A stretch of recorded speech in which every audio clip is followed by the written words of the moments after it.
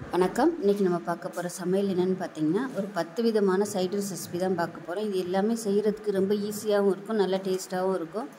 இது இட்லி, தோசை, ஊத்தப்பம், சாதம் எல்லாத்துக்குமே நல்லாயிருக்கும். சாதத்தில் கூட நீங்கள் நெய் ஊற்றி சாப்பிட்றதுக்கு சூப்பராக இருக்கும். வாங்க இந்த அருமையான 10 விதமான சைட் டிஷ் ரெசிபி எப்படி செய்யலாங்கிறத பார்க்கலாம். இப்போ ஒரு மிக்ஸி ஜார் எடுத்துக்கலாம். இதில் ஒரு கைப்பிடி அளவுக்கு கொத்தமல்லி சேர்த்துக்கலாம். அதே மாதிரி கொஞ்சமாக கருவேப்பிலை சேர்த்துக்கலாம். இது கூடவே கொஞ்சமாக புதினா இலை சேர்த்துக்கலாம். ஒரு 4 பல் பூண்டு சேர்த்துக்கலாம். அதே மாதிரி ஒரு 4 துண்டு இஞ்சி, ஒரு சின்ன துண்டு பட்டை, 2 கிராம்பு சேர்த்துக்கலாம். ஒரு ஏலக்காய் சேர்த்துக்கலாம். 4 பச்சை மிளகாய். இது எல்லாத்தையும் நைஸாக அரைச்சிக்கலாம். இப்போ இன்னொரு மிக்ஸி ஜார் எடுத்துக்கலாம். மெஷரிங் கப்பில் 1/2 கப் அளவுக்கு துருவன தேங்காய் சேர்த்துக்கலாம். 1/4 டீஸ்பூன் கசகசா, அது கூடவே 4 முந்திரி பருப்பு, 3 பாதாம் இதை சேர்த்துக்கலாம். 1 டீஸ்பூன் சோம்பு சேர்த்துக்கலாம். இது வந்து நல்லா நைஸாக அரைச்சிட்டு பார்க்கலாம். இப்போ ஒரு சாஸ்பேனில் மீன் மேக்கர் பார்த்தீங்கன்னா நல்லா மெஷரிங் கப்பில் 1 கப் அளவுக்கு எடுத்து கொஞ்சமாக உப்பு போட்டு சுடுதண்ணில் ஊற வச்சு வச்சுருக்கேன். இப்போ வந்து நல்லா தண்ணியை பிழிஞ்சிட்டு எடுத்துக்கலாம். 2-3 தடவை அலசிட்டு தண்ணியை பிழிஞ்சிட்டு தனியாக எடுத்து வச்சுக்கலாம். ஒரு குக்கர் எடுத்துக்கலாம். தேவையான அளவுக்கு எண்ணெய் விட்டுக்கலாம்.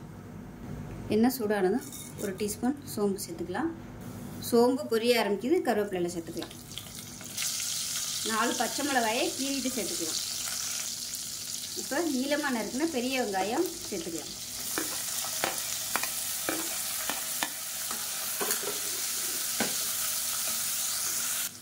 வெங்காயம் வதங்குறதுக்கு உப்பு சேர்த்துக்கலாம்.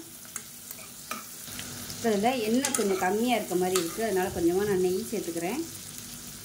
நெய் சேர்த்திங்கன்னா நல்லா ஃப்ளேவராக இருக்கும்.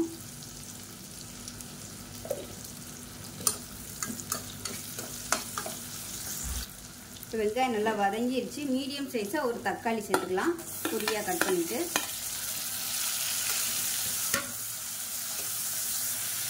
தக்காளி லேசாக வதங்கினதும் இப்போ நம்ம புதினா, கொத்தமல்லி, இஞ்சி பூண்டு அரைச்ச பேஸ்ட்டை சேர்த்துக்கலாம். நான் வந்து கொஞ்சம் தண்ணியாகவே அரைச்சிட்டேன். நீங்கள் நல்லா கொஞ்சம் கெட்டியாகவே அரைச்சிக்கோங்க. அதை சேர்த்து நல்லா வதக்கிக்கலாம். இப்போ இதில் சோயா சங்க்ஸ் வந்து நல்லா தண்ணியை புழிஞ்சிட்டு சின்னதாக கட் பண்ணி வச்சுருக்கேன். இது ரொம்ப பெருசாக இருந்ததுனால 2ஆக கட் பண்ணி வச்சுருக்கேன். இதை அப்படியே சேர்த்துக்கலாம்.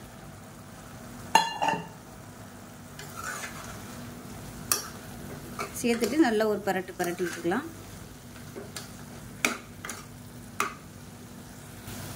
இப்போ தேங்காய் அரைச்ச பேஸ்ட்டை சேர்த்துக்கலாம். சேர்த்துட்டு ஒரு தடவை கலந்து விட்டுக்கலாம். மிக்ஸி அலசிட்டு தண்ணி சேர்த்துக்கலாம். இப்போ நல்லா கலந்து விட்டுட்டு இப்போ குருமா எவ்வளோ தேவையோ அதுக்கு தகுந்த மாதிரி நீங்கள் தண்ணி விட்டுக்கோங்க. இப்போ சப்பாத்திக்கு சாப்பிட்றதுனா கொஞ்சம் கெட்டியாகவே வச்சுக்கோங்க. மீன் மேக்கர்லேருந்தும் கொஞ்சம் தண்ணி விட்டு வரும், அதனால் ரொம்ப தண்ணியாக வச்சிட வேணாம். கொஞ்சம் கெட்டியாகவே வச்சிங்கன்னா உங்களுக்கு கரெக்டாக இருக்கும். இப்போ உப்பு செக் பண்ணி பார்த்துட்டு உப்பு சேர்த்துக்கலாம். உப்பு கொஞ்சம் கம்மியாக இருக்குது, உப்பு சேர்த்துக்கலாம். அவ்வளோதான். ரொம்ப கெட்டியாக இருந்துச்சுன்னா கூட நம்ம அதுக்கப்புறமா சுடுதண்ணி சேர்த்துக்கலாம். தண்ணி ஆயிடுச்சுன்னா நம்ம கொதிக்க விட முடியாது, தேங்காயெல்லாம் ஊற்றிருக்கிறதுனால நல்லா இருக்காது. அதனால் கொஞ்சம் கெட்டியாகவே வச்சுக்கோங்க. இப்போ குக்கரை மூடிடலாம். வதக்கும் போதே நல்ல வாசனையாக இருக்கும் இந்த குருமா. இப்போ விசில் போட்டு நல்லா ஒரு 3 விசில் விட்டுட்டு ஸ்டீம்லாம் போனதுக்கப்புறம் பார்க்கலாம். இப்போ ஸ்டீம் எல்லாம் இறங்கிடுச்சு. எப்படி இருக்குன்னு பார்க்கலாம். இப்போ பாருங்கள், சூப்பராக வந்துச்சு. ஒரு தடவை அப்படியே மிக்ஸ் பண்ணி விட்டுக்கலாம். இந்த மாதிரி இருந்துச்சுன்னா சப்பாத்திக்கெலாம் தொட்டு சாப்பிட்றதுக்கு சூப்பராக இருக்கும். இட்லி தோசைக்குனா இன்னும் கொஞ்சம் தண்ணியாக வச்சுக்கோங்க. இது இப்போ கொஞ்சம் லைட்டாக கெட்டியாக இருக்குது. லேசாக தண்ணி ஊற்றி நம்ம கொதிக்க விட்டுக்கலாம். இப்போ இதில் தண்ணி சேர்த்துக்கலாம். கொஞ்சமாக தண்ணி சேர்க்குறேன், ஒரு 1/4 கப் அளவுக்கு. கேஸ் ஆன் பண்ணிவிட்டு லைட்டாக கொதிக்க விட்டுக்கலாம். ஸோ இந்தளவுக்கு வச்சோம்னா இட்லி தோசைக்கு சாப்பிட்றதுக்கு நல்லாயிருக்கும். இப்போ லேசாக கொதி வரவும் அமர்த்திடலாம். இப்போ நல்லா கொதிக்க ஆரம்பிச்சிருச்சு. கேஸ் அமர்த்திடலாம். இப்போ பாருங்கள், நல்லா சுட சுட இட்லி ரெடி ஆயிடுச்சு. இப்போ இதுக்கு மேலே இந்த சோயா சங்க்ஸ் குருமா ஊற்றி சாப்பிட்டிங்கன்னா சூப்பராக இருக்கும். ஊற வச்சு சாப்பிடையில அவ்வளோ அட்டகாசமாக இருக்கும், மட்டன் குருமா மாதிரியே. ஸோ இதே மாதிரியே செஞ்சு பாருங்கள். செஞ்சு பார்த்துட்டு எப்படி வந்துச்சுங்கிறத சொல்லுங்கள். வீடியோ பிடிச்சிங்கன்னா லைக் பண்ணுங்கள், கமெண்ட் பண்ணுங்கள், சேனலை சப்ஸ்கிரைப் பண்ணுங்கள், பக்கத்தில் பெல் பட்டனையும் ப்ரெஸ் பண்ணுங்கள். நன்றி. பார்க்கலாம். இப்போ ஒரு பேன் எடுத்துக்கலாம். பேன் சூடானதும் தேங்காய் எண்ணெய் விட்டுக்கலாம். இந்த சட்னி வந்து தேங்காய் எண்ணெயில் தான் செய்ய போகிறோம். எண்ணெய் சூடானதும் 1 டேபிள் ஸ்பூன் உளுந்து சேர்த்துக்கலாம். கொஞ்சமாக கருவேப்பிலையில் சேர்த்துக்கலாம். அது கூடவே ஒரு 15 வரமிளகாய் சேர்த்துக்கலாம். இது வந்து சின்ன சின்ன வரமிளகாய் தான், காரம் கம்மியாக தான் இருக்கும். அதனால் நான் வந்து ஒரு 15 எடுத்திருக்கேன். காரமாக உள்ள மிளகாயாக இருந்தால் நீங்கள் கம்மியாக எடுத்துக்கோங்க. ஏன்னா இது சுத்தமாக காரமே இருக்காது. அதனால் நான் வந்து கொஞ்சம் கூட எடுத்திருக்கேன். இது கூடவே ஒரு 4 பல் பூண்டு சேர்த்துக்கலாம்.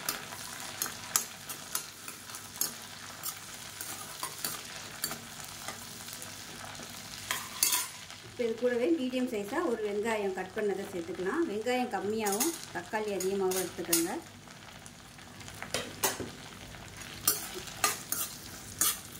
இது கூடவே மீடியம் சைஸாக 2 தக்காளி சேர்த்துக்கலாம்.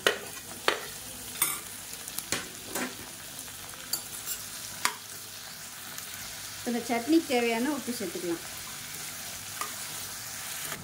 இப்போ பாருங்கள் தக்காளி நல்லா வதங்கிருச்சு. இதில் ஒரு கைப்பிடி அளவுக்கு கொத்தமல்லி சேர்த்துக்கலாம்.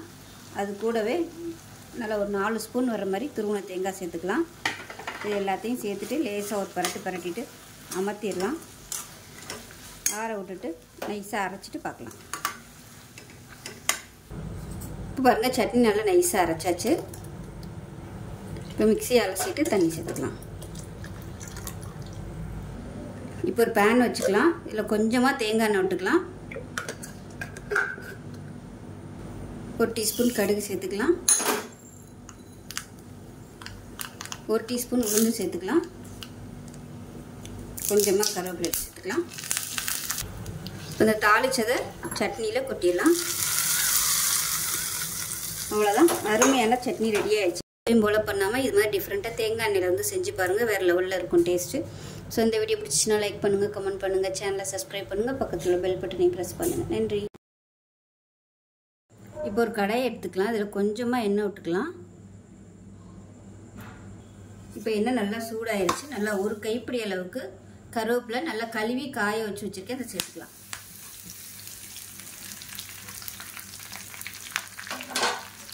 இது வந்து நல்லா அப்படியே முறுமுறுன்னு பொரிச்சு எடுத்துக்கலாம். இது கூடவே ஒரு 5-6 துண்டு சின்னதாக கட்டி பெருங்காயம் அதையும் இதோட இந்த எண்ணெயில் போட்டுக்கலாம். இது எல்லாமே நல்லா பொரியட்டும்.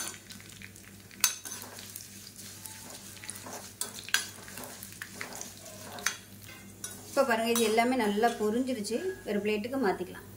இப்போ அதே கடாயில் ஒரு 10 வரமிளகாயை பொரிச்சு எடுத்துக்கலாம். அடுப்பு நல்லா குறைச்சி வச்சுக்கோங்க. இப்போ கேஸ் அமர்த்திடலாம். இப்போ வந்து ஆறட்டும். ஆறுனதுக்கப்புறம் தான் நல்லா மொறுமொறுப்பாக வரும். ஆறட்டும். இப்போ இது நல்லா ஆறிடுச்சு. இதில் வந்து ஒரு 10 பூண்டு பல் வந்து அப்படியே சேர்த்துக்கலாம். இப்போ இதில் கொஞ்சமாக உப்பு சேர்த்துக்கலாம். சேர்த்துட்டு நல்லா நைஸாக அரைக்கணும். அதாவது ரொம்ப நைஸாக இல்லை, தண்ணியெல்லாம் ஊற்றக்கூடாது. எவ்வளோ தூரம் அரைக்க முடியுமோ அந்தளவுக்கு அரைச்சிக்கலாம். இப்போ பாருங்கள் நல்லா அரைச்சிட்டு வந்தாச்சு. இந்த மாதிரி தான் இருக்கும். விதையெல்லாம் இந்த அளவுக்கு இருந்தால் தான் நல்லா காரசாரமாக இருக்கும். இப்போ இது வந்து வலிச்சு எல்லாத்தையும் எடுத்துக்கலாம். உருட்டி பாருங்கள் இந்த அளவுக்கு வந்திருக்கு. இது கொஞ்சோண்டு வச்சு சாப்பிட்டாலும் சூப்பராக இருக்கும் டேஸ்ட்டு. இது பாருங்கள் ஒரு கைப்பிடி வந்து கருவேப்பிலை போட்டதுக்கு இந்த அளவுக்கு தான் கிடச்சிருக்குது. இது வந்து காரமே இல்லை. நான் வந்து ஒரு 10 வரமிளகாய் சேர்த்தேன். காரம் இல்லை. நீங்கள் யூஸ் பண்ணுற வரமிளகாய் வந்து எந்த அளவுக்கு காரம் இருக்குமோ அதுக்கு தகுந்த மாதிரி நீங்கள் யூஸ் நல்லா கப்பன்னு பசி எடுக்கும். ஜீரண சக்தி நல்லா அதிகரிக்கும். இதே மாதிரியே செஞ்சு பாருங்கள். இட்லி, தோசை, கஞ்சிக்கெலாம் தொட்டு சாப்பிட்றதுக்கு நல்லாயிருக்கும். தயிர் சாதத்துக்கு சாதத்தில் வந்து நெய்யோ இல்லை நல்லெண்ணெயோ ஊற்றி சாப்பிடும்போது சூப்பராக இருக்கும். ஸோ இதே மாதிரியே செஞ்சு பாருங்கள். செஞ்சு பார்த்துட்டு எப்படி வந்துச்சுங்கிறத சொல்லுங்கள். வீடியோ பிடிச்சின்னா லைக் பண்ணுங்கள், கமெண்ட் பண்ணுங்கள், சேனலை சப்ஸ்கிரைப் பண்ணுங்கள், பக்கத்தில் பெல் பட்டனை ப்ரெஸ் பண்ணுங்கள். நன்றி. மிக்ஸி ஜார் எடுத்துக்கலாம். மீடியம் சைஸாக ஒரு தக்காளி கட் பண்ணதை சேர்த்துக்கலாம். இது கூடவே கொஞ்சமாக கொத்தமல்லி இலை, ஒரு பச்சை மிளகாய் சேர்த்துக்கலாம். இது கூடவே சின்னதாக ஒரு 4-5 துண்டு இஞ்சி சேர்த்துக்கலாம். பெரிய பல்லாக 2 பல் பூண்டு, காஷ்மீரி மிளகாத்தூள் ஒரு 1/2 டேபிள் ஸ்பூன் அளவுக்கு சேர்த்துக்கலாம். 1/4 டேபிள் ஸ்பூன் மஞ்சத்தூள், 1/4 டேபிள் ஸ்பூன் சீரகத்தூள், 1/4 table spoon garam masala, 1/2 table spoon கடலை மாவு. இப்போ இது எல்லாத்தையுமே நல்லா நைஸாக அரைச்சிட்டு பார்க்கலாம். இப்போ ஒரு பேன் எடுத்துக்கலாம். தேவையான அளவுக்கு எண்ணெய் விட்டுக்கலாம். எண்ணெய் சூடானதும் 1 டீஸ்பூன் போல் சீரகம், ஒரு சின்ன துண்டு பட்டை, 2 கிராம்பு, ஒரு ஏலக்காய் சேர்த்துக்கலாம். அது கூடவே கொஞ்சமாக கருவேப்பிலை சேர்த்துக்கலாம். ஒரு பச்சை மிளகா பொடியாக கட் பண்ணதை சேர்த்துக்கலாம். இப்போ இது எல்லாமே நல்லா பொரிய ஆரம்பிக்குது. மீடியம் சைஸாக ஒரு பெரிய வெங்காயம் நீளமாக கட் பண்ணதை சேர்த்துக்கலாம்.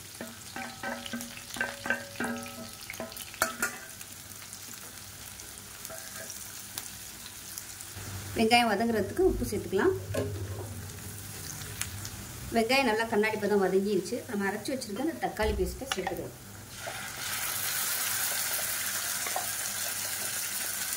சேர்த்து நல்லா வதக்கிக்கலாம். இது கூடவே மிக்சியை அலசிட்டு கொஞ்சமாக தண்ணி சேர்த்துக்கலாம். மசாலா அரைக்கும் போது ஒரு 1/4 டேபிள் ஸ்பூன் சாட் மசாலா சேர்த்துக்கோங்க. நான் மறந்துட்டேன், அதனால் இப்போ சேர்த்துருக்கேன். நீங்கள் மசாலா அரைக்கும் போது அதோடு சேர்த்து எல்லாத்தையும் அரைச்சிக்கோங்க. இப்போ நல்லா வதக்கிட்டு இது கூடவே நல்லா ஒரு 2 டேபிள் ஸ்பூன் அளவுக்கு தயிர் சேர்த்துக்கலாம். இப்போ அடுப்பு நல்லா குறைச்சி வச்சுட்டு நல்லா அப்படியே எண்ணெய் பிரிஞ்சு வரட்டும். இப்போ கிரேவி நல்லா அப்படியே எண்ணெய் பிரிஞ்சு வர ஆரம்பிச்சிருச்சு. இந்த ஸ்டேஜில் கொஞ்சமாக தண்ணி விட்டுக்கலாம். ஒரு 1/4 கப் அளவுக்கு மட்டும் தண்ணி விட்டுக்கலாம். நம்ம கிரேவியை தொட்டு சாப்பிட்றதுக்காக அதனால் கொஞ்சமாக தண்ணி விட்டுக்கலாம். தண்ணி விட்டுட்டு இதுவும் நல்லா கொதிக்கட்டும். இப்போ கிரேவி நல்லா சூப்பராக ரெடி ஆகிடுச்சு. இந்த ஸ்டேஜில் ஒரு 3 முட்டை வேக வச்சு துருவி வச்சுருக்கேன். நீங்கள் இன்னும் 2 முட்டை கூட சேர்த்துக்கலாம். என்கிட்ட வந்து 3 முட்டை தான் இருந்துச்சு, நான் அதெல்லாம் சேர்த்துருக்கேன். இதில் முட்டைக்கு பதிலாக நீங்கள் பன்னீர் சேர்க்குறதுனாலும் சேர்த்துக்கோங்க. 400 கிராம் அளவுக்கு கூட நீங்கள் பன்னீர் சேர்த்துக்கலாம். இப்போ நல்லா கலந்து விட்டுட்டு ஒரு 1/4 கப் அளவுக்கு கெட்டியான தேங்காய் பால் சேர்த்துக்கலாம். சேர்த்துட்டு அடுப்பு நல்லா சிம்மில் விட்டுருங்க. அப்படியே நல்லா கொதிக்கட்டும். கொதிச்சதுக்கப்புறம் பார்க்கலாம். எண்ணெயெல்லாம் விட்டு வந்ததுக்கப்புறம் பார்க்கலாம். இப்போ எப்படி இருக்குன்னு பார்க்கலாம். இப்போ பாருங்கள் நல்லா எண்ணெயெல்லாம் பிரிய ஆரம்பிச்சிருச்சு. ஸோ இந்த ஸ்டேஜில் அமர்த்திக்கோங்க. ஏன்னா இது ஆறுனதுக்கப்புறம் முட்டை இருக்கிறதுனால நல்லா கெட்டியாக வரும். ஸோ சப்பாத்திக்குனா இன்னும் கொஞ்சம் கூட நீங்கள் அப்படியே பரட்டினாப்பில் கெட்டியாக வச்சுக்கலாம். ஸோ அவ்வளோதான், அமர்த்திட்டேன் கேஸு. இதே மாதிரியே செஞ்சு பாருங்கள். இட்லி, தோசை, சப்பாத்தி எல்லாத்துக்குமே சூப்பராக இருக்கும். எப்பயும் போல் பண்ணாமல் கொஞ்சம் இது மாதிரி டிஃப்ரெண்ட்டாக செஞ்சு பாருங்கள். ஸோ வீடியோ பிடிச்சிச்சின்னா லைக் பண்ணுங்கள், கமெண்ட் பண்ணுங்கள், சேனலை சப்ஸ்கிரைப் பண்ணுங்கள், பக்கத்தில் பெல் பட்டனை ப்ரெஸ் பண்ணுங்கள். நன்றி. இப்போ ஒரு பேன் எடுத்துக்கலாம். பேன் ஆன் பண்ணிக்கலாம். பேன் சூடானதும் 1/4 கப் அளவுக்கு வெள்ளை எள்ளு சேர்த்துக்கலாம். கருப்பு எள்ளு சேர்க்கறனாலும் சேர்த்துக்கலாம். இது வந்து நல்லா படபடன்னு பொரியட்டும். எள்ளு நல்லா வெடிக்க ஆரம்பிக்குது. வேறு பிளேட்டுக்கு மாற்றிக்கலாம். 1/2 கப் அளவுக்கு கொள்ளு சேர்த்துக்கலாம். இப்போ இதே நல்லா வறுத்துக்கலாம். படபடன்னு பொரியணும். இப்போ பாருங்கள் கொள்ளு நல்லா வெடிக்க ஆரம்பிக்குது. இதை வேறு பிளேட்டுக்கு மாற்றிக்கலாம். இப்போ அதே கடாயில் ஒரு 2 டீஸ்பூன் எண்ணெய் விட்டுக்கலாம். இப்போ இதில் 1 டேபிள் ஸ்பூன் உளுந்து, 1 டேபிள் ஸ்பூன் கடலைப்பருப்பு சேர்த்துக்கலாம். அடுப்பு நல்லா குறைச்சி வச்சுக்கோங்க. இது கூடவே 10 வரமிளகாய் சேர்த்துக்கிறேன். இது வந்து சின்ன சின்ன வரமிளகாய் இருக்குது, அதனால் ஒரு 10 எடுத்துருக்கேன். இது கூடவே சின்ன நெல்லிக்காய் சைஸுக்கு புளி சேர்த்துக்கலாம். ஒரு 6-7 பல் பூண்டு சேர்த்துக்கலாம். 1/4 டீஸ்பூன் போல் சீரகம்.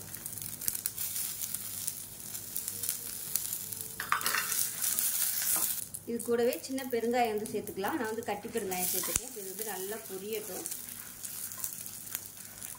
இது கூடவே 1/4 கப் துருவ தேங்காய் சேர்த்துட்டு கேஸ் அமர்த்திடலாம். ஆற விட்டுட்டு எல்லாத்தையும் நைஸாக அரைச்சிட்டு பார்க்கலாம். இது கூட கொஞ்சமாக உப்பு சேர்த்துக்கலாம். இப்போ பாருங்கள் நல்லா அரைச்சாச்சு கெட்டியாக. இப்போ இதை எடுத்துடலாம்.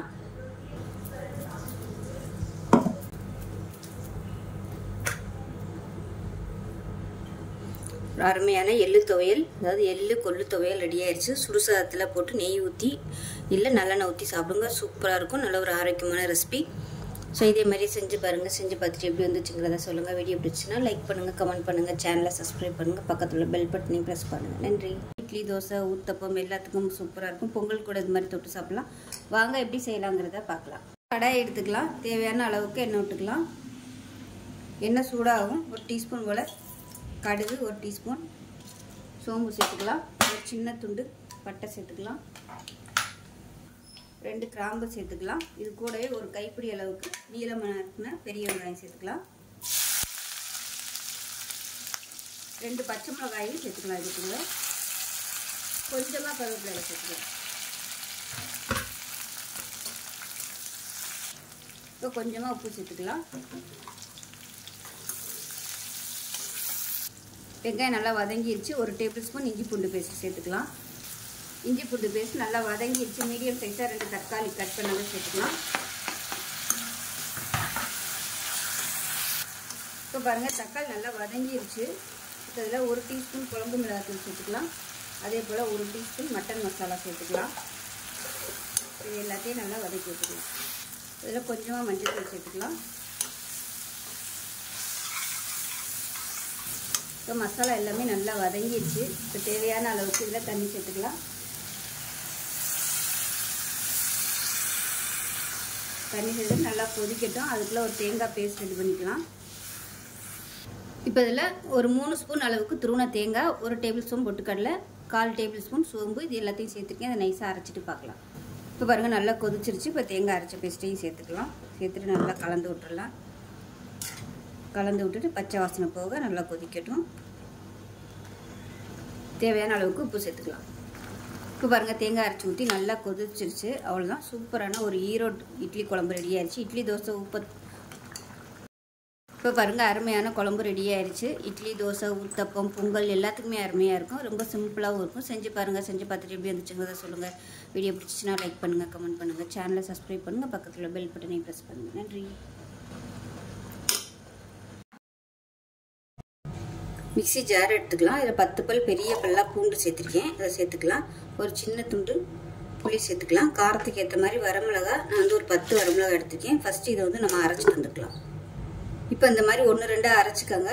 இது கூடவே 10லேருந்து ஒரு 15 சின்ன வெங்காயம் முழுசாக சேர்த்துக்கலாம். இப்போ இதையும் சேர்த்து அரைச்சிட்டு வந்துட்டு பார்க்கலாம். இப்போ ஒரு மிக்ஸி ஜார் எடுத்துக்கலாம். மீடியம் சைஸாக 2 தக்காளி, இதையும் தனியாக அரைச்சிக்கலாம். இப்போ ஒரு பேன் எடுத்துக்கலாம். நல்லெண்ணெய் சேர்த்துக்கலாம். எண்ணெய் சூடானது 1 டீஸ்பூன் கடுகு சேர்த்துக்கலாம். கடுகு வெடிக்க ஆரம்பிக்கும். கருவேப்பிலை சேர்த்துக்கலாம். இப்போ அரைச்சி வச்சுருக்க வெங்காயம் வரமிளகா பேஸ்ட்டை சேர்த்துக்கலாம். சேர்த்துட்டு பச்சை வாசனை போக வதக்கி விட்டுக்கலாம்.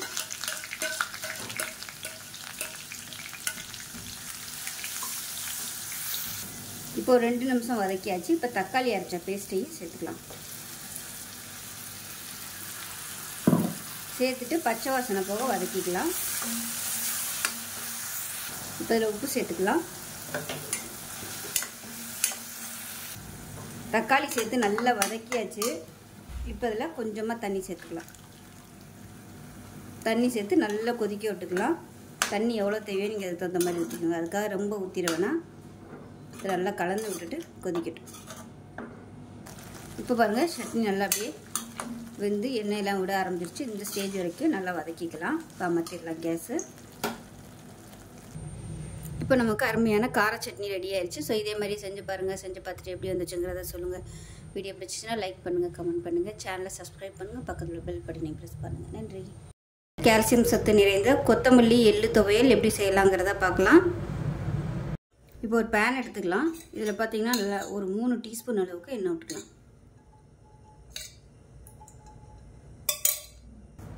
எண்ணெய் நல்லா சூடாயிருச்சு. 2 டேபிள் ஸ்பூன் கடலைப்பருப்பு சேர்த்துக்கலாம். அதே போல் 1 டேபிள் ஸ்பூன் உளுந்து சேர்த்துக்கலாம். இது வந்து லேசாக வறுத்துக்கலாம். இப்போ இதில் ஒரு 3 சின்ன வெங்காயம் சேர்த்துக்கலாம். ஒரு 5 பல் பூண்டு சேர்த்துக்கலாம். ஒரு 10 வரமிளகா சேர்த்துக்கலாம். காரத்துக்கு தகுந்த மாதிரி வரமிளகா சேர்த்துக்கோங்க. பச்சை மிளகாய் சேர்க்குறனாலும் சேர்த்துக்கலாம். இப்போ இதில் சின்ன சுண்டைக்காய் சைஸுக்கு புளி சேர்த்துக்கலாம். இப்போ பாருங்கள் எல்லாமே நல்லா வறுபட ஆரம்பிச்சிருச்சு. இந்த ஸ்டேஜில் கட்டி பெருங்காயம் சேர்த்துக்கலாம். தூள் பெருங்காயமும் சேர்த்துக்கோங்க இருந்துச்சுன்னா. அந்த பெருங்காயம் நல்லா அப்படியே அந்த எண்ணெயில் பொரிஞ்சு வரட்டும். இப்போ இதில் நல்லா ஒரு 2 ஸ்பூன் அளவுக்கு எள்ளு சேர்த்துக்கலாம். அதாவது டீஸ்பூனில் 2 டீஸ்பூன் அளவுக்கு எள்ளு சேர்த்துக்கோங்க. வெள்ளை எள்ளு இருந்தாலும் நீங்கள் சேர்த்துக்கலாம். எள்ளு கடைசியாகவே சேர்த்துக்கோங்க. ஏன்னா டக்குன்னு அது ஃப்ரை ஆயிரும். அப்புறம் ரொம்ப கசப்பு வந்துடும். இப்போ ஒரு கட்டு அளவுக்கு கொத்தமல்லியில் சேர்த்துக்கலாம். சேர்த்துட்டு கேஸ் அமர்த்திடுங்க. ரொம்ப வதக்கணும்னு அவசியம் இல்லை. அந்த சூட்டிலே கொத்தமல்லி வதங்கினா போதும். இப்போ கொஞ்சமாக உப்பு சேர்த்துக்கலாம். இது எல்லாம் ஆறட்டும். ஆறினதுக்கப்புறம் தண்ணி ஊற்றாமல் நல்லா கெட்டியாக அரைச்சிட்டு பார்க்கலாம். தேவைப்பட்டால் மட்டும் கொஞ்சமாக தண்ணி விட்டுக்கோங்க. இப்போ பாருங்கள் துவையல் வந்து அரைச்சிட்டு வந்துட்டேன். நான் வந்து கொஞ்சம் கூட தண்ணி ஊற்றலை. ஸோ அந்த கொத்தமல்லியில் உள்ள அந்த நம்ம கழுவி வச்சுருந்த அந்த ஈரமே போதும். ஸோ அவ்வளோதான், தண்ணியை ஊற்றாமல் நல்லா கெட்டியாக அரைச்சிட்டேன். டேஸ்ட்டு வேறு லெவலில் இருக்கும். நார்மலாக நம்ம எள்ளு போட்டு பண்ண மாட்டோம், இந்த மாதிரி எள்ளு போட்டு பண்ணும்போது டேஸ்ட்டு நல்லா சூப்பராக இருக்கும், நல்லா ஹெல்த்தியாகவும் இருக்கும். ஸோ எள்ளு எந்த அளவுக்கு சேர்க்குறோமோ அந்த அளவுக்கு நல்லா இரும்பு சத்து அதிகமாகும், ரத்தம் நல்லா ஊறும். சாதத்தில் போட்டு பரட்டி சாப்பிட்டிங்கனாலும் சூப்பராக இருக்கும். நெய் இல்லை நல்லெண்ணெய் ஊற்றி சாப்பிட்டிங்கனாலும் அட்டகாசமாக இருக்கும். இட்லி, தோசை, சப்பாத்தி கூட தொட்டுக்கலாம். இதில் விருப்பப்பட்டால் கொஞ்சமாக நீங்கள் தேங்காய் கூட சேர்த்துக்கலாம். தேங்காய் சேர்க்கலைன்னா அளவு கொஞ்சமாக வரும், தேங்காய் சேர்த்திங்கன்னா கொஞ்சம் கூட வரும். ஆனால் தேங்காய் சேர்க்குறதுக்கும் தேங்காய் சேர்க்காமல் பண்ணுறதுக்கும் வித்தியாசம் இருக்குது. ஸோ அருமையான இந்த எள்ளு கொத்தமல்லி துவையலை செஞ்சு பாருங்கள். செஞ்சு பார்த்துட்டு எப்படி வந்துச்சுங்கிறத சொல்லுங்கள். வீடியோ பிடிச்சிச்சுன்னா லைக் பண்ணுங்கள், கமெண்ட் பண்ணுங்கள், சேனலை சப்ஸ்கிரைப் பண்ணுங்கள், பக்கத்தில் உள்ள பெல் பட்டனையும் ப்ரெஸ் பண்ணுங்கள். நன்றி. அப்புறம் மாதிரி ஒரு அருமையான சட்னி ரெசிபி தான் பார்க்க போகிறோம். வாங்க எப்படி செய்யலாங்கிறத பார்க்கலாம். இப்போ ஒரு பேன் எடுத்துக்கலாம். இப்போ அதில் தேவையான அளவுக்கு எண்ணெய் விட்டுக்கலாம். இப்போ எண்ணெய் சூடானதும் 1 டேபிள் ஸ்பூன் அளவுக்கு உளுந்து சேர்த்துக்கலாம். அதே போல் 1 டேபிள் ஸ்பூன் பொட்டுக்கடலை சேர்த்துக்கலாம். இதுக்கு பதிலாக நீங்கள் வேர்க்கடலை கூட சேர்த்துக்கலாம். 1/2 டேபிள் ஸ்பூன் வர கொத்தமல்லி சேர்த்துக்கலாம்.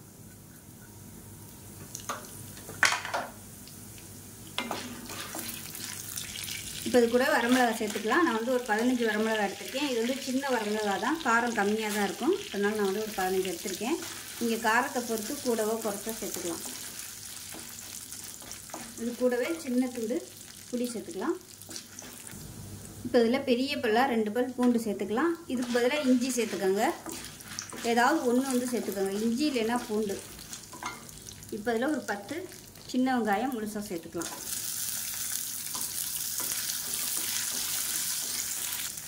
இப்போ இது கூடவே மெஷரிங் கப்பில் 1 கப் அளவுக்கு கருவேப்பிலை சேர்த்துக்கலாம்.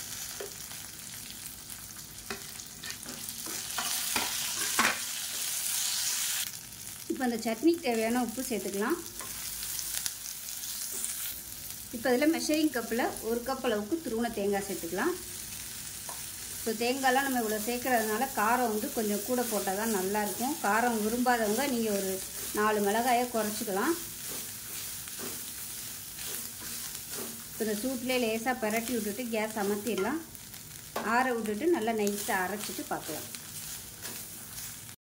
இப்போ பாருங்கள், சட்னி நல்லா அரைச்சாச்சு. இப்போ மிக்ஸி அலசிட்டு கொஞ்சமாக தண்ணி சேர்த்துக்கலாம்.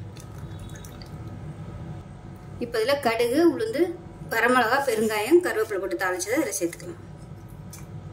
அவ்வளோதான், அருமையான சட்னி ரெடி ஆயிடுச்சு. இதில் வரமிளகாய்க்கு பதிலாக நீங்கள் பச்சை மிளகா சேர்க்குறதுனாலும் சேர்த்துக்கலாம். ஸோ டேஸ்ட்டு சூப்பராக இருக்கும். இட்லி, தோசை, ஊத்தப்பம் எல்லாத்துக்குமே அருமையாக இருக்கும். செஞ்சு பாருங்கள். செஞ்சு பார்த்துட்டு எப்படி வந்துச்சுங்கிறத சொல்லுங்கள். வீடியோ பிடிச்சுன்னா லைக் பண்ணுங்கள், கமெண்ட் பண்ணுங்கள், சேனலை சப்ஸ்கிரைப் பண்ணுங்கள், பக்கத்தில் பெல் பட்டனை ப்ரெஸ் பண்ணுங்கள். நன்றி. இப்போ ஒரு மிக்ஸி ஜார் எடுத்துக்கலாம். மெஷரிங் கப்பில் 1/4 கப் அளவுக்கு துருவன தேங்காய் சேர்த்துக்கலாம். அதில் ஒரு 4 டேபிள் ஸ்பூன் பொட்டுக்கடலை சேர்த்துக்கலாம். 1 டேபிள் ஸ்பூன் சோம்பு, இது கூடவே ஒரு சின்னதாக கல்பாசி சேர்த்துக்கலாம். 2 கிராம்பு சேர்த்துக்கலாம். அது கூடவே 2 முந்திரி பருப்பு சேர்த்துக்கலாம். 1/4 டீஸ்பூன் போல் கசகசா சேர்த்துக்கலாம். சின்ன துண்டாக பட்டை சேர்த்துக்கலாம். இப்போ இதில் மீடியம் சைஸாக ஒரு 4 தக்காளி கட் பண்ணதை சேர்த்துக்கலாம். இப்போ இது எல்லாத்தையுமே நல்லா அரைச்சிக்கலாம். அரைச்சிட்டு வந்துட்டு பார்க்கலாம். இப்போ பாருங்கள், நல்லா நைஸாக அரைச்சாச்சு. வலுவலுன்னு இருக்கணும், தனியாக இருக்கட்டும். இப்போ ஒரு பேன் எடுத்துக்கலாம். தேவையான அளவுக்கு எண்ணெய் விட்டுக்கலாம். எண்ணெய் சூடானதும் 1 டீஸ்பூன் போல் கடுகு சேர்த்துக்கலாம். 1 டீஸ்பூன் சோம்பு சேர்த்துக்கலாம். கடுகு சோம்பு பொரியவும் கருவேப்பிலை சேர்த்துக்கலாம். இப்போ இதில் மீடியம் சைஸாக நீளமாக நறுக்குன வெங்காயம் சேர்த்துக்கலாம். வெங்காயம் வதங்குறதுக்கு உப்பு சேர்த்துக்கலாம். இப்போ வெங்காயம் லேசாக வதங்க ஆரம்பிச்சிருச்சு. 1.5 டேபிள் ஸ்பூன் வீட்டில் அரைச்ச குழம்பு மிளகாத்தூள் சேர்த்துக்கலாம். 1/4 டேபிள் ஸ்பூன் மஞ்சள் சேர்த்துக்கலாம். பொடி சேர்த்து நல்லா வதக்கியாச்சு. இப்போ நம்ம அரைச்சி வச்சுருக்க பேஸ்ட்டை இதோட சேர்த்துக்கலாம். சேர்த்துட்டு நல்லா ஒரு 2 நிமிஷம் இந்த எண்ணெயிலே வதக்கி விட்டுக்கலாம். இப்போ பாருங்கள், 2 நிமிஷம் நல்லா வதக்கியாச்சு. இப்போ தேவையான அளவுக்கு தண்ணி சேர்த்துக்கலாம். தண்ணி இன்னும் கூட சேர்த்துக்கலாம், நல்லா தாராளமாகவே. நல்லா கலந்து விட்டுட்டு நல்லா கொதிக்க விட்டுக்கலாம். இப்போ எப்படி இருக்குன்னு பார்க்கலாம். இப்போ பாருங்கள் நல்லா கொதிச்சு வந்துருச்சு.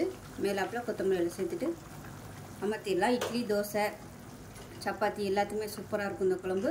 ரொம்ப ஈஸியாக பண்ணிடலாம். செஞ்சு பாருங்கள். செஞ்சு பார்த்துட்டு எப்படி இருந்துச்சுங்கிறத சொல்லுங்கள். வீடியோ பிடிச்சிச்சுன்னா லைக் பண்ணுங்கள், கமெண்ட் பண்ணுங்கள், சேனலை சப்ஸ்கிரைப் பண்ணுங்கள், பக்கத்தில் உள்ள பெல் பட்டனையும் ப்ரெஸ் பண்ணுங்கள். நன்றி.